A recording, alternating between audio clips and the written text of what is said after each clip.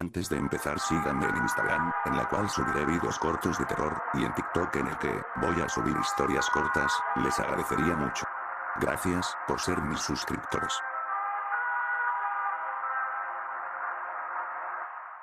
¿Verdad o reto? Annie estaba echada frente a mí con las piernas extendidas hacia un lado y su peso descansando encima de uno de sus brazos. Las puntas de su cabello rubio oscuro se cepillaban contra el piso. Siempre escoge verdad. Eso fue lo que mi hermana me había dicho luego de que le contara que Annie me había invitado a jugar a su casa. ¿No quieres terminar con un cuento en tu brasier, Sara?, me había dicho negando con la cabeza a sabiendas. Confía en mí. Tenía razón, pero no me molestaría si Annie terminaba manoseándome el brasier.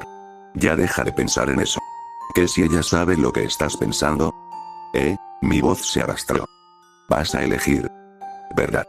Bien, anunció Annie sonriendo diabólicamente. ¿Quieres coger conmigo? ¿Qué? La puta madre, ¿cómo supo? Es solo que te ves como si quisieras coger conmigo. Yo, reto, alzó las cejas. Acabas de decir verdad. Sí, pero, quise decir reto. Annie cerró los ojos y sonrió. Por algún motivo, se veía complácida consigo misma. Cierra tus ojos. Tragué y cerré los ojos, preguntándome si mis senos estaban a punto de sufrir el mismo destino terrible que los de mi hermana. Sentí que la mano de Annie se deslizó por la mía en tanto me ponía de pie y comenzaba a llevarme hacia algún lado. Ella olía a champú de lavanda y paraíso. Sin espiar, me dijo provocativamente, colocando una venda alrededor de mis ojos y atándola desde el reverso de mi cabeza. Escuché que una puerta se abrió frente a nosotras y sentí que Annie me empujó sobre una cama y se arrastró encima de mí. Ahora sí, sin espiar, reiteró. Había algo extraño en su voz, una alteración ligera que pareció proyectar algo más que simple nerviosismo. Me acerqué a ella y tomé su rostro en mis manos, sorprendiéndome al descubrir que estaba húmedo por lágrimas. Annie, ¿qué sucede? Intenté quitarme la venda, pero la palma de Annie se apretó con fuerza sobre mi rostro, manteniéndola en su lugar. ¡No!, gritó. No debes ver. Annie, ¿qué? Vete. Chilló. Vete ahora mismo. Me agarró una mano y me puso de pie de un tirón, casi arrastrándome por la casa hacia la puerta principal, la cual se azotó detrás de mí, dejándome desorientada y con los ojos vendados. Me quedé despierta por un largo tiempo esa noche preguntándome qué demonios había pasado. Al día siguiente, tenía la determinación de aclarar las cosas con Annie, pero no llegó a la escuela. Ni tampoco llegó el día después de ese. Dentro de poco, se esparcieron los rumores de que había sido reportada como desaparecida por su padre. Fue después de varios días de debatir sobre lo que debía hacer, y amasar mi coraje, que finalmente fui a la casa de Annie y toqué a su puerta, estremeciéndome como una hoja en un huracán. El padre de Annie abrió la puerta. Se veía como si estuviera enfermo. Su barba incipiente era casi tan pesada como las bolsas bajo sus ojos. Su mirada divagaba perezosamente como si estuviera viendo algo que estaba muy, muy lejos. Oh, hola. Don Everett. Sí. Me clavó la mirada con tiento. Me preguntaba, ¿Annie se encuentra bien? Se está sintiendo un poco indispuesta. ¿Te gustaría pasar para saludarla? Está bien. Así que los rumores de que había desaparecido no son verdad después de todo. Exhalé un suspiro de alivio y seguí a Don Everett por la casa, en donde me escoltó hacia el cuarto de Annie. Pero ella no estaba por ningún lado. Escuché el clic de la puerta cerrándose detrás de mí y me giré para ver a Don Everett. Retrocedí un par de pasos. Señor. ¿Sí? ¿En dónde está Annie? Está visitando a su abuela. Pero no me acaba de decir. ¿Qué fue lo que viste, Sara? ¿Qué? Cuando tu venda se deslizó de tu cara. La verdad me golpeó como un puñetazo en las tripas. Aquel día, él había estado en la habitación con nosotras. Fue por eso que debía llevar los ojos vendados. Y él tenía miedo de lo que pude haber visto. Comencé a balbucear. Mejor me voy. Mis papás me están esperando. Eres una mentirosa terrible, Sara. No vi nada. Quizá sí, quizá no. Pero ahora lo sabes, ¿no? Empezó a caminar hacia mí con pasos lentos y calculados. Fue entonces cuando escuché los gritos. Miré alrededor de la habitación buscando su fuente, antes de darme cuenta de que provenían de mí. Don Everett se me abalanzó y forzó una mano sobre mi boca, fijándome a la cama de un movimiento. Su otra mano comenzó a recorrer mi cuerpo de arriba hacia abajo, y sin importar cuánto forcejeara, no podía detenerlo. Bang, el sonido fue dolorosamente ruidoso y dejó un zumbido en mis oídos. ¿Qué mierda fue eso?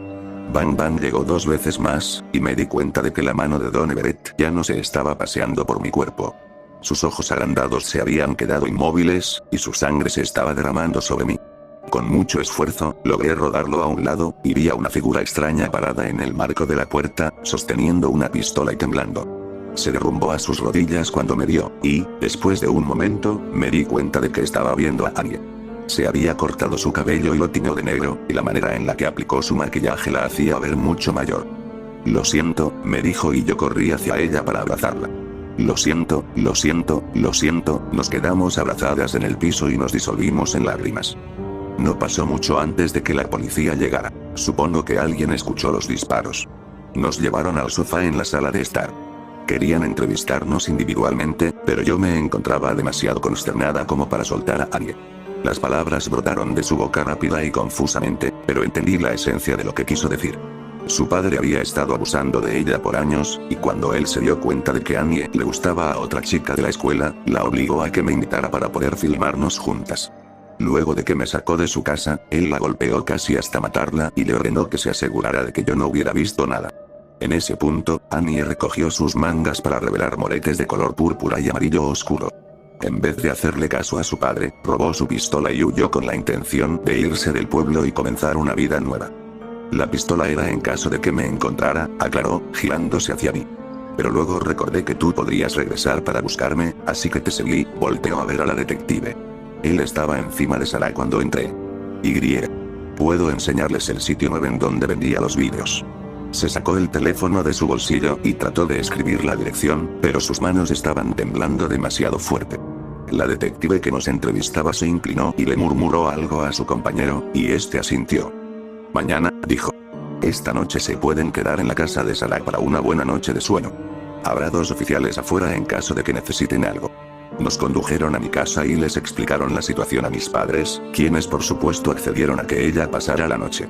Y es aquí donde estoy ahora, sentada en mi habitación mientras escribo esto, con la esperanza de que, si logro desahogarme, entonces mis pensamientos dejarán de ir a toda mecha, colisionando entre sí en mi cabeza. Sé que mi ansiedad se aplacará luego de haber dormido, pero después de todo lo que pasó, se siente como si nunca volveré a estar cansada de nuevo.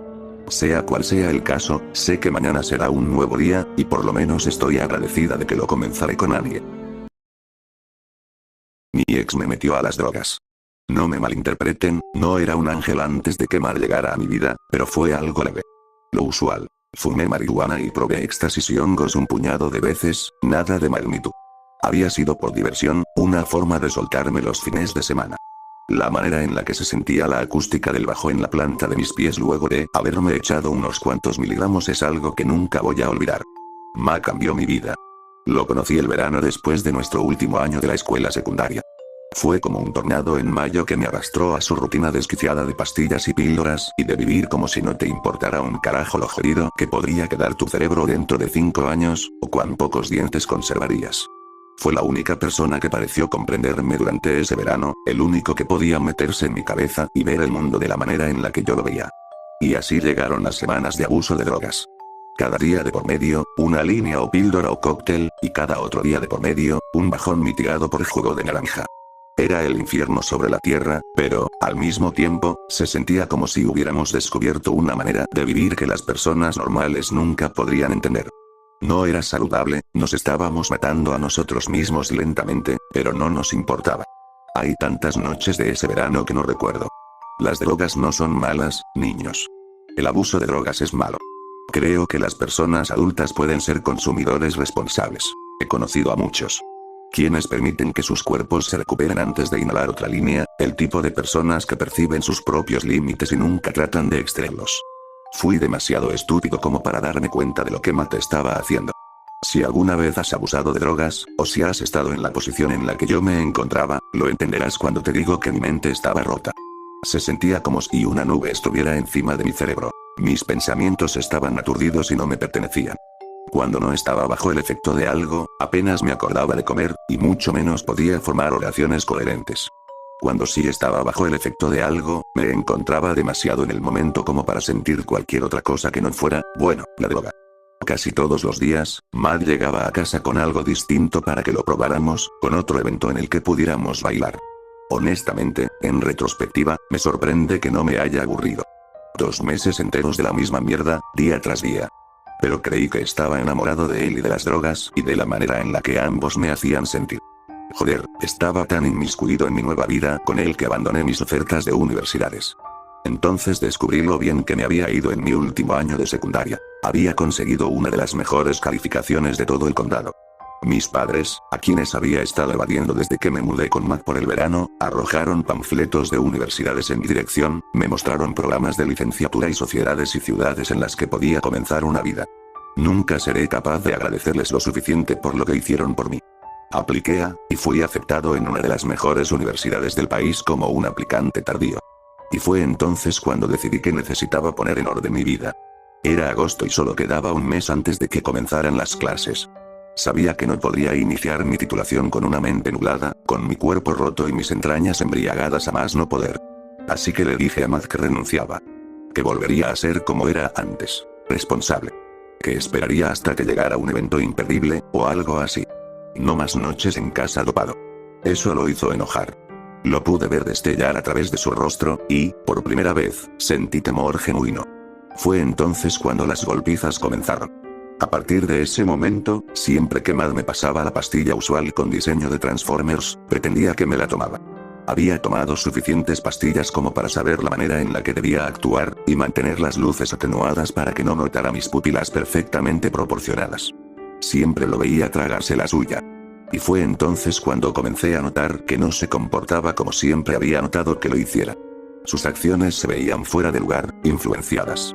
Esa mirada sonadora y dopada simplemente ya no estaba ahí. El amor, la belleza del mundo no se reflejaba en sus ojos. Podía percibir enojo, una turbación que acabó en el fondo de su ser, una tensión que era fundamentalmente mala para alguien bajo el efecto de una droga tan hermosa. A medida que la nube comenzó a alzarse, me di cuenta de que Matt no solo me había metido a las drogas. Me estaba drogando. Tras una semana de mi abstinencia secreta, me pasó un trago. Sea que sabe el éxtasis líquido. No bebí mucho. Fue suficiente para que mi concepto de la realidad decayera, pero no suficiente como para que olvidara. Pero por Dios que desearía olvidar. Dijeron que no estaba tan flexible como normalmente estaba. Así que me encadenaron a los pilares de la cama. Dijeron que no estaba tan callado como normalmente estaba. Así que me amordazaron. 5 hombres. Una noche. Suficiente dinero como para que Matt pudiera vivir de ello. Soy una persona fuerte. O al menos soy lo suficientemente fuerte cuando me encuentro bajo peligro inminente. Después de que me había recuperado físicamente, tuve suficiente sentido común como para revisar las pertenencias de Matt mientras él estaba afuera esa noche. No soy tan estúpido como él. Mezclar drogas de violación con jugo de frutas usualmente enmascara el sabor salado, y Matt simplemente amaba su jugo de naranja en los días de bajón. Esperé hasta que el efecto acabara, hasta que sabía que iba a recordar cada minuto de esa noche. Trató de resistirse, el pobre, pero las mismas cadenas que le permitieron a los hombres violarme una y otra vez lo mantuvieron fijado en su sitio. Los dientes se le salieron con facilidad. No fue extraño para alguien como él. Ninguna droga me había brindado una euforía tal como el sonido de sus gritos a medida que arrancaba la piel de su cuerpo. Nadie lo extrañó. Hubo una investigación breve, por supuesto, pero con las cadenas removidas y una pila de drogas en una esquina, fue fácil descartarlo como una escoria dopada que se metió en el negocio equivocado. Como dije, Matt no era muy inteligente. Encontré los detalles de todos los hombres. Al recordar sus manos ásperas manoseándome el trasero, puedo sentir el llamado de la nube. Aún puedo palpar la carne de Matt bajo mis dedos, la belleza de la sangre que se acumulaba en la entrada de su boca. Maldición, supongo que he encontrado mi nuevo éxtasis. No puedo esperar para escuchar cómo chilla el siguiente. Después de todo, mi ex me metió a las drogas.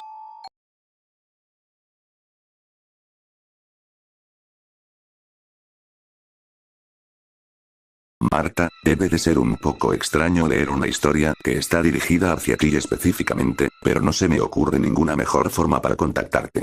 Sé que lees las historias de este foro con frecuencia, y espero que el título haya sido lo suficientemente interesante como para captar tu atención. Nuestra boda se aproxima y no podría estar más emocionado.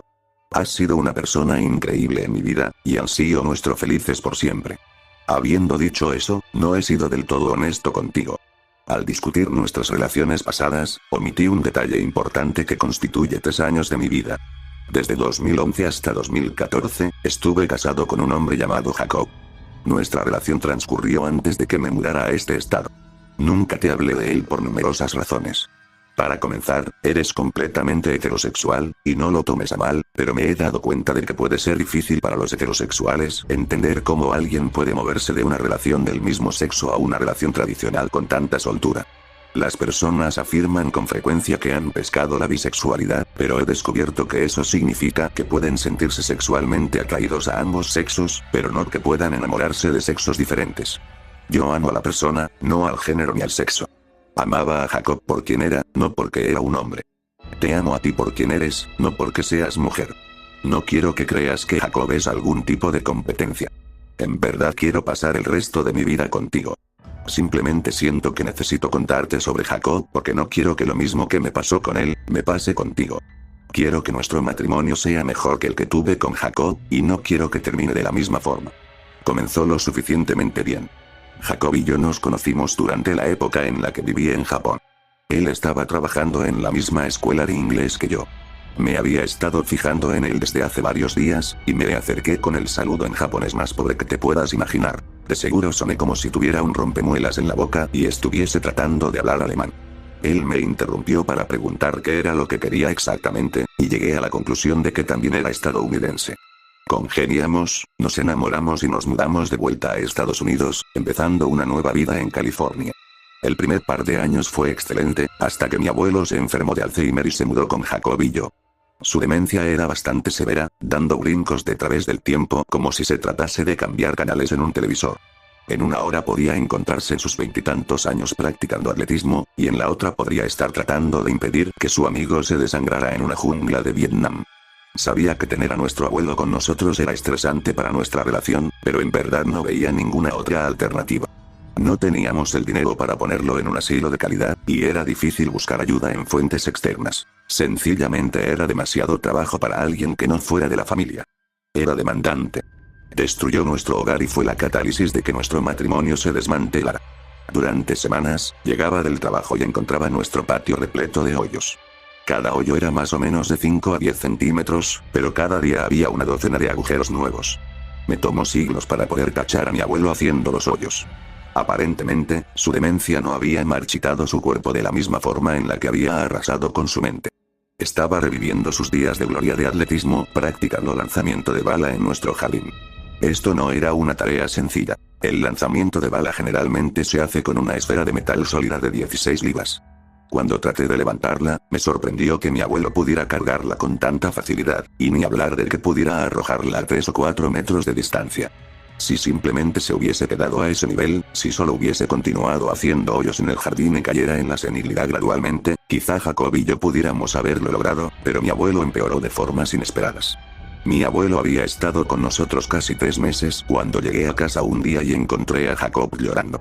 Me dijo que ya no podía seguir, que el estrés que mi abuelo le causaba era demasiado. Aparentemente, mi abuelo tuvo un episodio en el que revivió la guerra. Pensó que Jacob era un Vietcong y se puso violento. Creyó que Jacob había invadido su hogar, asesinado a su esposa y que ahora lo iba a matar a él. Obviamente, Jacob se encontraba muy alterado. Peleamos toda la noche acerca de si mi abuelo podía seguir quedándose con nosotros. Me sentí terrible por todo el asunto, y en todo momento mientras estábamos discutiendo, deseé poder meter a mi abuelo en algún lugar, pero en verdad no había ninguno para él. A la mañana siguiente, Jacob me dio un ultimátum antes de irse a trabajar. Tu abuelo o yo. O se va él, o me voy yo. Hubo una seriedad en su voz con la que supe que lo decía jodidamente en serio. Hablaremos de esto por la noche. Por lo general me iba al trabajo unos minutos después de haberme despedido de Jacob, pero esa mañana no me apeteció salir de la habitación. Me quedé en el borde de la cama pensando sobre lo que iba a pasar. Ninguna alternativa era fácil. O sacaba de la casa a un miembro de mi familia, o sacaba de la casa a un miembro de mi familia. Realmente no sabía qué hacer. Me quedé sentado por al menos una hora repasando cada escenario, y luego sintiéndome genuinamente culpable con cada supuesto. Si la decisión no se hubiese tomado sola, no creo haber podido llegar a una. Estando sentado, lamentándome, escuché un sonido desde el lado de la cama de Jacob. Fue el sonido de un teléfono vibrando desde debajo de su mesa de noche. Encontré un teléfono desechable hurgar bajo la mesa. Al instante, creí que iba a encontrar un mensaje indicando que Jacob era un traficante de drogas, pero lo que encontré fue mucho más desconcertante. Era una serie de mensajes de alguien llamada Stacky. Ahora sabes que soy bisexual, pero Jacob ciertamente no lo era. O al menos nunca me dijo que lo era, ni nunca noté algún indicio de que lo fuera. Estaba totalmente devastado. Una cosa es que tu pareja te ponga los cuernos con alguien con quien te puedas comparar. Si hubiese sido un hombre, me habría preguntado qué era lo que él tenía que yo no tuviera. Pero esto... ¿qué mierda era esto?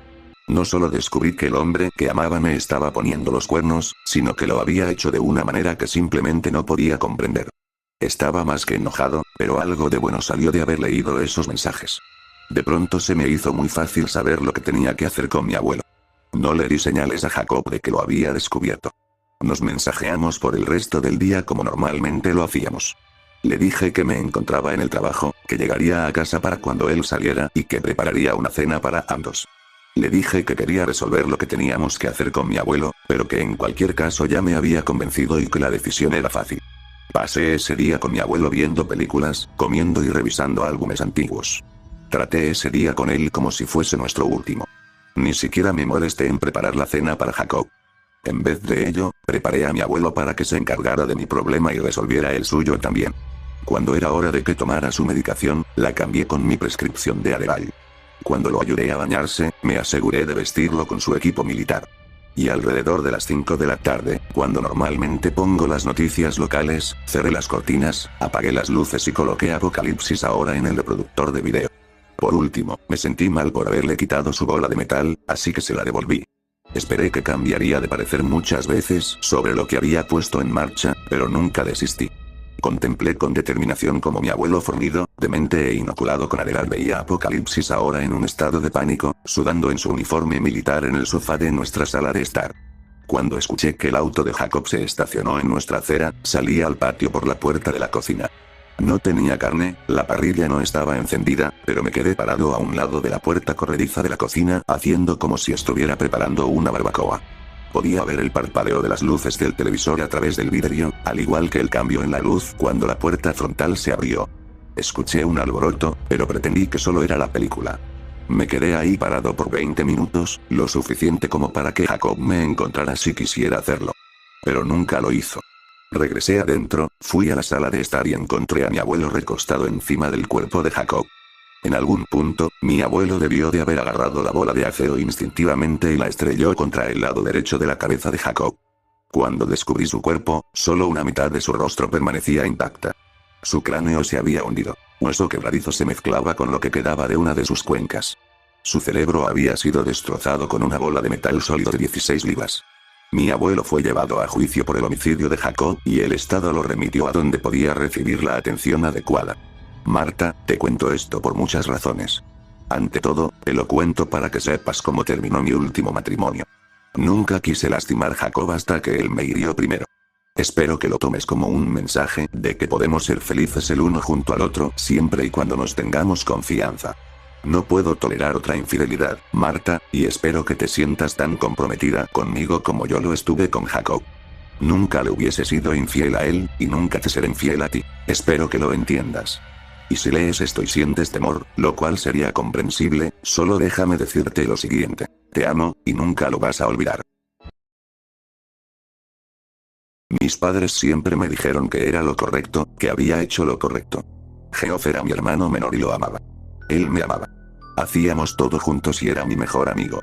Jugaba cualquier juego conmigo, incluso si era algo femenino que los chicos no debían hacer. Esto fue en la década de los 50 y los varones no jugaban con muñecas Ruty ni cochecitos de bebé.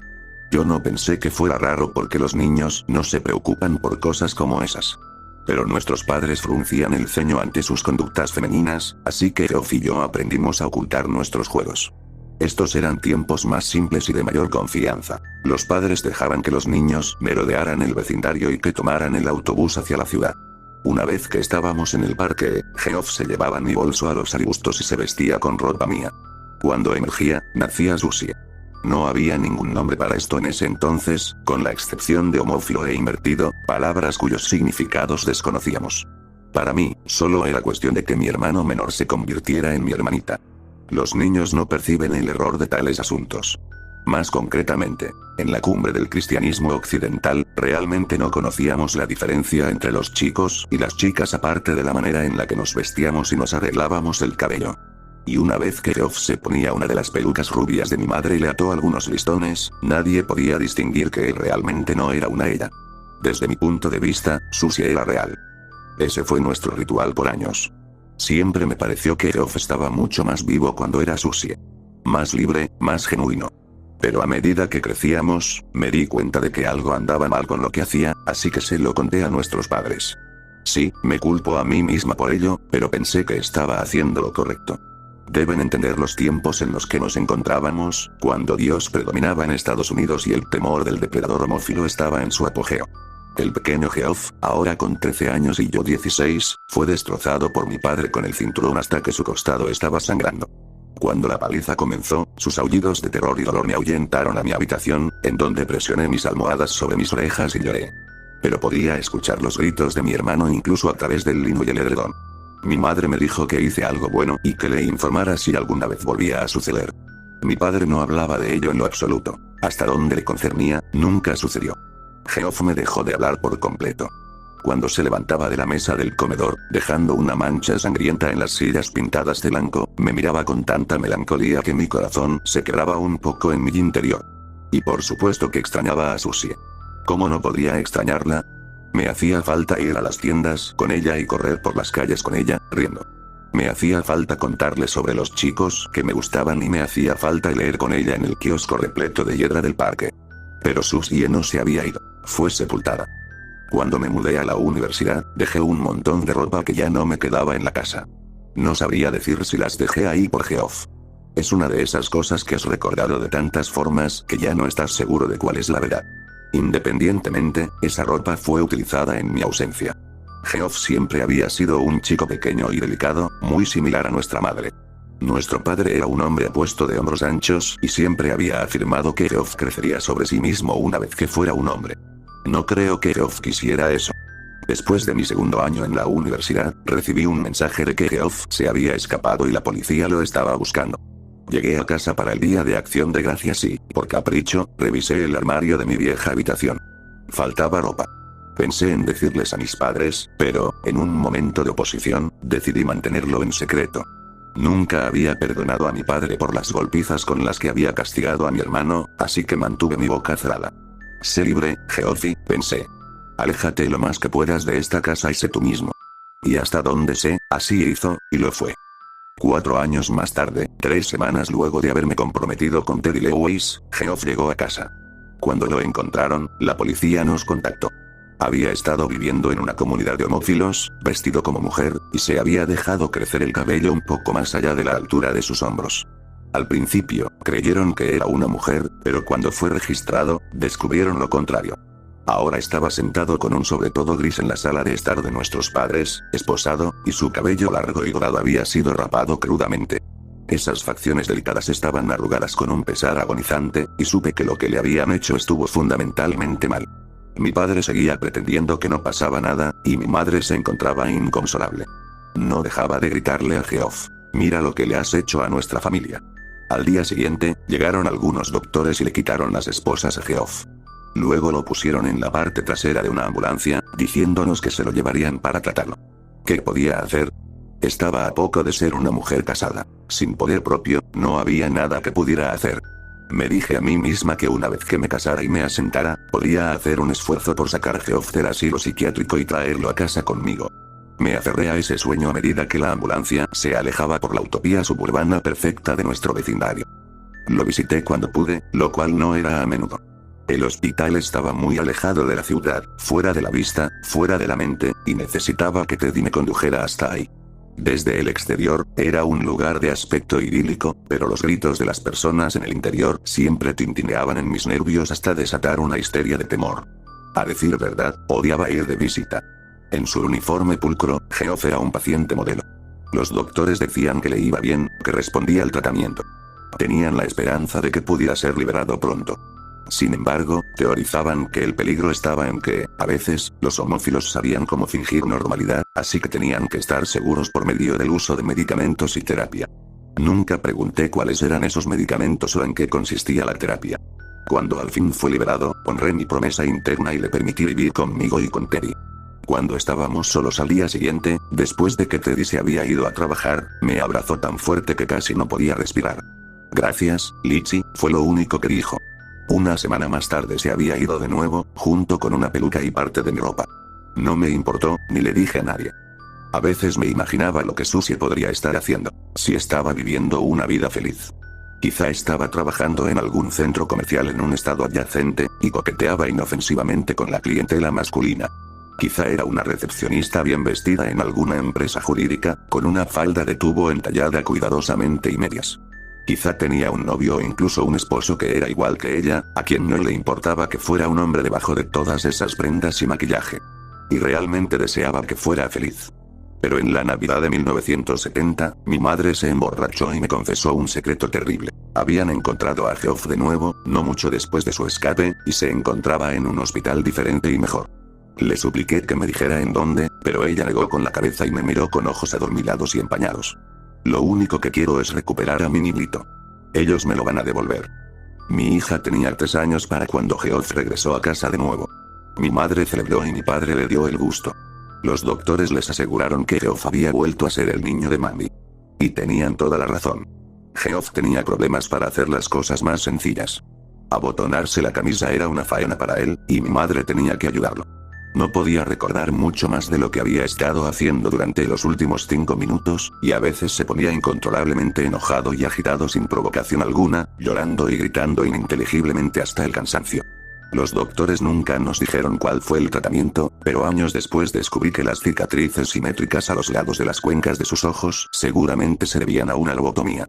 A veces se orinaba en sus pantalones, y babeaba con frecuencia a menos que alguien le limpiara sus labios sin mentón. Mi hermano se había ido. No estamos del todo seguros de cómo sucedió, pero dentro de él, algo aún debió de seguir con vida. Era Acción de Gracias de nuevo, y Teddy y yo estábamos sentados en la mesa del comedor de nuestros padres junto a nuestros 2 hijos, Stephanie y Michael. Mi madre había llamado a Geoff para que bajara de su habitación, pero no hubo respuesta. Sin pensarlo, mandé a Steffi para que lo fuera a traer. Los gritos no fueron como nada que había escuchado antes. Mi madre se desmayó al compás del choque frágil de cristal en el piso y el repiqueteo de cubertería caída. Yo corrí a las escaleras tan rápido como pude con mi instinto maternal a toda marcha. Encontré a Steffi, aún gritando como si el mundo se estuviera acabando, en la cima de los escalones. Ataviado con uno de mis vestidos de noche, Geoff estaba colgado del pasamanos con el viejo cinturón de mi papá. Su rostro estaba azul e inerte. Agarré a Stephanie y corrí hacia el teléfono. Algunas personas desagradables dijeron que fue mejor que Geoff se hubiese suicidado. Yo no estoy de acuerdo. Nunca pude ver el daño en su estilo de vida. Pero tengo un problema más inmediato con el que debo lidiar. Stephanie tiene un amigo imaginario, que dice que solía ser un niño. Su nombre es Susie.